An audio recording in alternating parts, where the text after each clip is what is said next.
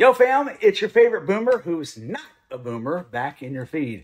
I'm Gen X. We're the ones who grew up drinking from garden hoses, riding in the back of pickup trucks, and somehow surviving lock-ins with nothing but Mountain Dew, an acoustic guitar, and an overly enthusiastic youth pastor named Chad, probably. And can we talk about church culture in the 90s? Y'all Gen Zs, you had LED walls and espresso machines in your youth rooms. We had flannel graphs, off-brand Kool-Aid, and skits about hell that were way too intense for 12-year-olds. I still can't hear an altar call without getting war flashbacks to heaven's gates and hell's flames. Goodness gracious. Don't get me started about purity rings. I had a True Love weights ring so tight it nearly cut off my circulation and my salvation. We were out here pledging our celibacy with like laminated commitment cards while we're watching our crush slow dance to songs like, never mind, I'm not going to even tell you how old I am with those songs. And meanwhile, Gen Z's like, I call it feelings over a meme. A meme. We waited 4 months to hold hands. You guys were like trauma bonding over Spotify rap playlist and sharing locations within 3 hours of meeting. Let's not forget, parenting. Gen Z, you had gentle parenting, affirmations, and a therapy budget. We had spankings, trauma, and a prayer chain. My mom rebuked demons out of me for getting a C in algebra. If you had a bad attitude in the 90s, they didn't send you to counseling. They sent you to grandma's church, where Sister Hattie laid hands on your forehead like it was a game of whack-a-mole. For real. Well, I'm back again, still Gen X and still proud. Still trying to make sense of why pants are getting wider and wider again. Now, look, I wasn't raised in the Stone Age, okay? My mom and dad were actually kind of cool. We had an Atari 2600 growing up. That's right. While your generation was flossing on Fortnite, we were dodging pixelated boulders and Pitfall and dunking on people with 4-bit NBA Jam energy. And let me tell you, those joysticks, they were built different.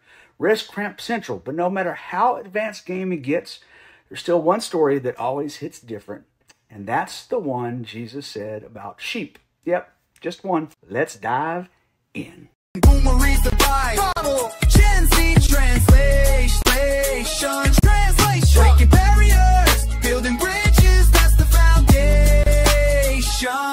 Boomer reads the Bible. Gen Z translation.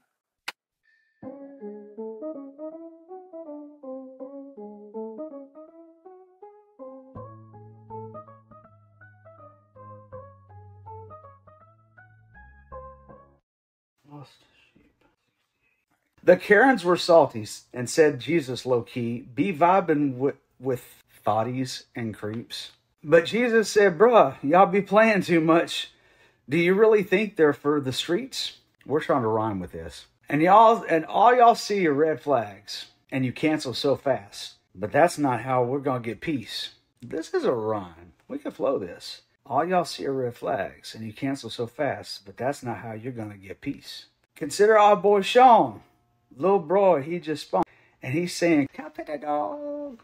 This is making no sense to anyone who is legitimately trying to watch this and does not know that meme. You got to watch that meme if you haven't seen that. My daughter has shown me that so many times, and I laugh every time. Can I pet that dog? Can I pet that dog? Little bro, he just spawned, and he's saying, can I pet that dog? I forgot what we're even talking. Okay, lost sheep. All right. He don't need a Karen, but rather a real one who will protect him at all costs. Let the will of the top G live in your heart rent-free, that you will have no enemies. For when the Delulu see clearly as you do, all will emote with the top G. All right, I got to try my best to read this whole thing through. All right, let's try this. The Karens were salty and said Jesus low-key be vibing with thotties and creeps. But Jesus said, bruh, y'all be playing too much. Do you really think they're for the streets? All you see are red flags and you cancel so fast, but that's not how you're going to get peace. Consider our boy Sean, little bro, he just spawned.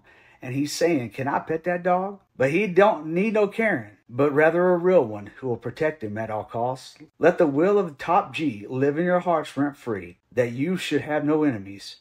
For when the Delulu see clearly as you do, all will emote with the top G. I see nothing about sheep in here. All right, y'all gonna have to explain this one to me in the comments while I get back to explaining what the real story of the lost sheep is about. Let's go. Okay, so let's get on to the real story. Let's talk about this story. 1 shepherd, 100 sheep. One wanders off. The math doesn't make sense, right? Unless you're God. See, we live in a culture that's all about majority metrics and moving on. Lose 1 follower, no big deal. Drop 1 friend, replaceable. But to Jesus, Jesus says that's the one that wandered off. I'm going after them. That's the gospel in 1 sentence. And here's the kicker. He's not annoyed. He's not muttering, oh, I told you not to wander. He's celebrating when he finds you. That's wild. Heaven doesn't roll its eyes when you come home. It throws a party. You might feel like the lost one, the one who messed up, the one who doesn't fit in. But to God, you're the reason he leaves the 99. You're not disposable. You're not background noise. You're worth the search. Well, thanks for tuning in to Boomer Reads the Bible, where we dust off the flannel graph stories of Sunday school and drop them in the middle of today's chaos. And if you've ever felt like the black sheep, the lost sheep, or just the weird one in your friend group, same, but still same as Jesus, still chasing, still choosing, still cheering. So hit that follow, share it with someone who needs reminding that they're worth finding. And maybe go look up what an Atari 2600 was. Retro fire, for real. Next week, we're going to talk about the prodigal son. It hits hard, for real. Baddie? What? Baddie. I can't make this stuff up. I think you guys are making this stuff up. And still, I have no references of leaving the 99 to save the 100. But I got plenty about Karens and thoughties. You guys are just, your language is just killing me. I'm going back to the King James Version. I really am. I can make much more sense. Okay, maybe not. See you guys next week.